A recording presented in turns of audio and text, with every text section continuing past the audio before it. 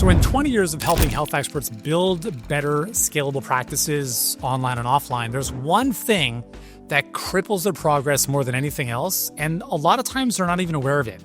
Today I want to share that with you in this video as I'm holding this weird looking mic, mostly because it's not attached into my shirt. But my name is Yuri, Elkaim, CEO and founder of Healthpreneur. We help health practitioners and coaches scale scalable businesses that allow you to impact more lives and make more profit and buy back your time. So one of the biggest decisions you have to make that a lot of people don't even think about is who you want to serve. Now, if we think of a practice, brick and mortar, people walk into your office through word of mouth, they see the sign on the wall, they walk in, and you kind of get a little bit of everything. That's a very, very dangerous situation to find yourself in. And you might be saying to yourself, well, how does that even make sense?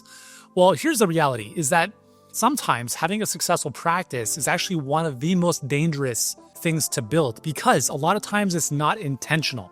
What I mean by that is you become packed in spite of not thinking about what I'm going to share in this video. And as a result, you end up spending way too much time in one-on-one. Everyone's a special snowflake.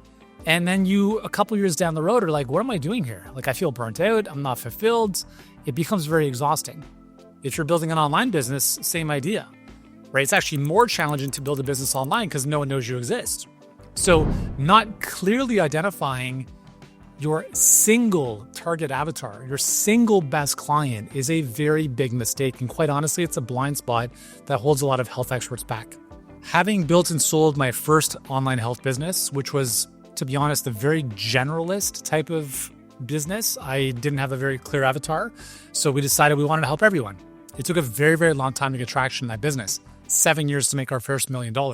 By contrast with Healthpreneur, when we started it back in 2017, we hit $1 million in 7 weeks, partly because we were very clear about who our avatar was. But even then, over the years, there's nuances. And this is something I tell our clients all the time, is every time you speak with a client or a prospect, you enroll a client and work with them, you get more clarity about who your best clients are. After you've worked, with dozens or hundreds of clients, you start to recognize patterns and you start to identify there's certain similarities amongst your most successful clients and similarities amongst clients who don't do as well, or patients if you refer to them as that. So I find this so funny talking into this little fuzzy mic. Anyways, that's how the kids do it these days, right? Here's the deal. You can be the best at what you do. You could have the best practice. You could have the best coaching program. You could pour all of your blood, sweat, and tears to making it even more amazing. But if you're trying to serve the wrong people, you will constantly be swimming against the current. I'll give you a really simple analogy. If you had an F1 team, Formula One team, and you put a very, very average driver into one of those cars, they would have no clue what they're doing and drive it into the wall.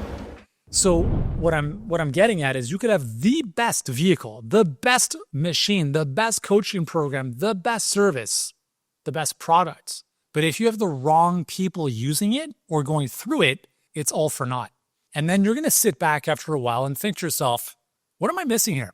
I'm doing everything I possibly can to build a very simple structure for people to follow. I'm holding them accountable. I'm coaching them. And still, they're either not enrolling on the front end or they're not really getting results on the back end. So I share this because I want to give you a little bit of a hall pass. Okay, now I just want to be very clear about something. Never, ever, ever am I saying that you are absolved from doing the best you possibly can to help people, right? Like that's a given. Like you constantly have to pour yourself into making your product or coaching offer, your service as exceptional as possible. But there comes a point where you start to realize it doesn't matter how much you do. Some people are just not going to win. Harvard University, check this out. They have a very, very, very low acceptance rate. Why is that? Well, Harvard doesn't create exceptional graduates. They don't create them. They simply identify them on the front end. So if you think about this for your business, instead of just allowing anyone to come in and everyone under the sun who has heartbeats, you are setting yourself up for failure with that because naturally some of those people do well, some of them won't. It's as if Harvard allowed anyone in. And there's a reason that the Ivy League schools have the reputation they have. It's not that they're necessarily better educational institutions. It's that they attract a higher caliber of students to begin with.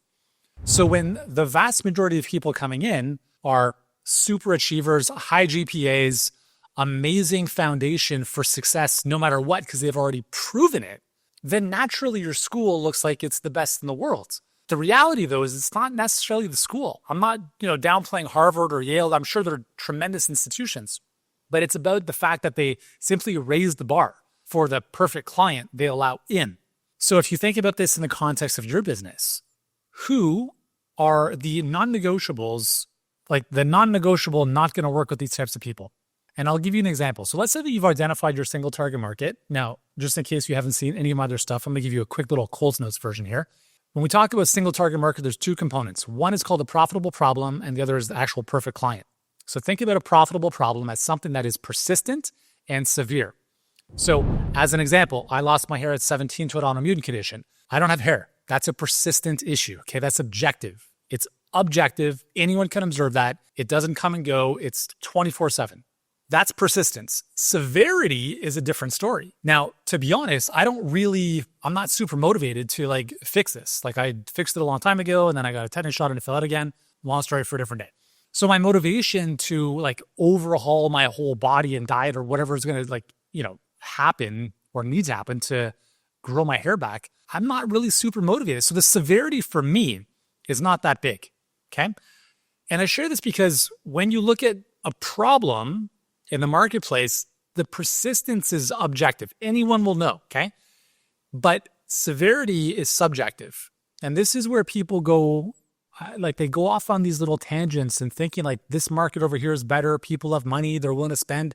No. Every market has money. Every market has issues. Every market has people that are motivated. Every market has people that are not motivated. If you look at the weight loss space, as an example, reviewed a call with a client of mine just a couple hours ago, and she helps women feel better inside their body emotionally with how they approach food and their own skin. And her program's $5,000. And this lady she was speaking with had just spent $45,000 on bariatric surgery and skin removal, because for her, that lady, the value of looking better was way more important. And she was spending more than 50% of her paycheck on these surgeries. So when you say all people in the space don't have money, no, they have money for things they actually want to spend it on. So your job is to be able to, number one, understand what the problem is you're solving. Do people have this problem? And is it a big one? In most health situations, the answer is yes, but there's still nuances. Migraines are a much better market than tension headaches for most businesses, as an example, right? Being overweight is a persistent problem, but severity is subjective. Some people are okay with it. Others are going to drop $45,000 on bariatric surgery as opposed to eating better and cleaning up their diet. So please understand that just because people say it's expensive to work with you or they're not interested doesn't mean there's something wrong with your market. It's usually something to do with your offer or the person you're trying to put it in front of. So I'm going to come back to this from a messaging perspective in a second. So we have the profitable problem. It's a combination of something that's persistent and severe. Then we look at who has this problem that is my best client. And this is where the messaging comes in. So what I was mentioning to my client was, if you're on a sales call or a discovery call or an intake of any kind, and you're trying to convince the prospects of why your approach is better and they should adopt it, you've already lost. Because that's the job of marketing. Marketing is about putting your message, your philosophy, your way of dealing with the situation to the market, and it acts like a dog whistle to only pull the right people in. So although this conversation in this scenario didn't pan out too well for our client, the learning is that we look at that, and if that's a continual type of pattern, we look at what does the messaging on the front end have to be, our content, our ads, our emails, etc., to only speak to people who are on the same wavelength as you. And this is very, very important because education is a very lengthy and costly endeavor. If you're trying to educate your audience about why they should adopt your way of doing things, get ready to spend a lot of money and a lot of time doing so. It is so much easier to meet people where they're at and bring them in. Okay? So your choice of perfect client has everything waterfalls from that. If you're working with people that, like, let's say you have this bleeding heart. You want to help people that are like 700 pounds. Like, if you think of asking this question, if I only got paid after my clients got our results, who would be the best person for me to work with? Let's just use weight loss as an example. Is it someone who's 700 pounds? Or is it someone who maybe is 200? They have a bit of momentum. They're already kind of doing the things, but they're not quite seeing the results. I think the answer is obvious. The answer is usually going to side with where there's more forward momentum. A 700 pounder, I know it sounds terrible when I say that, but it's the truth, doesn't have momentum. They have shown themselves and the world that they do not, at this current time, have the habits, skills, and desire necessarily to change. So for you to go in there and try to help these individuals as much as they need help is very challenging. Because what's going to happen? You're going to work with them, they're going to do it for a moment, and then they're going to go back into their old habits. That doesn't look good for you, and it's not good for them. By contrast, you look at someone who's 200 pounds, goes to the gym, is doing their best to eat well. They're not quite where they want to be, but they're making progress. Now we're swimming with the currents. They're much more likely to get traction because of that. Like in our world, one of our coaching programs called the Health Business Accelerator. Our best clients, when people ask me, hey, Yuri, what kind of results can I expect? I'm like, I don't know. Like our average client sees this. I can't say that for you. It depends on a number of factors. For instance, if you come in and you have no coaching program, you have nothing, you have no assets, you have no email list, you have no social following, you've never run ads, you're not clear on your target market, it's going to take a little bit longer to see results because we're starting from scratch. Assuming you're an expert and you know how to help people, but it's just all over the place. By contrast, if you come in with an existing offer, paying clients, you have expertise, obviously, you have a foundation online, you have an email list, you have a bit of a social following, you've been doing the thing, you're already driving the car. Clients like that see almost immediate results with us. Like one of our clients, Rena, it was interesting because she actually thought working with us wasn't going to help her because she had a lot of stuff in place. And I said, listen, it's not about having everything you need. We don't need to redo everything you're doing. You already have momentum. Let's just put on better wheels onto the car. So when she started working with us, from that point to doing 25K months was 2 months. If she was starting from ground zero from scratch, it probably would have taken her longer. So I share this once again because who you choose to serve, i.e. who you choose to say no to, and on the flip side of that, who you choose to allow in, is going to be the single most important decision you make because it will allow you to run a business that feels easy, lucrative, and fun versus trying to work with the wrong people and it becomes hard, annoying, frustrating. So just because you can help everyone doesn't mean you should. Whether you're running a brick and mortar practice or online, it's very, very important to understand that if you want more time freedom and if you want more leverage, step number one is narrowing your target market. Because now you can build a curriculum on the back end where everyone can follow a similar approach, even though there might be some customizations. But more importantly, is even within that is who the perfect client, who has this problem is ideal for me to work with. Again, as I mentioned, we can help, people that are just starting out grow online. We can also help people that are further ahead. If gun to my head, it's like, Yuri, which one do you have to work with? I'm working with the person who's already got momentum because I can go into their business and say, you have an email list? Amazing. Run this campaign. You'll make your money back by Friday. But if you've got no email list, no social following, no program built out, it's going to take a moment.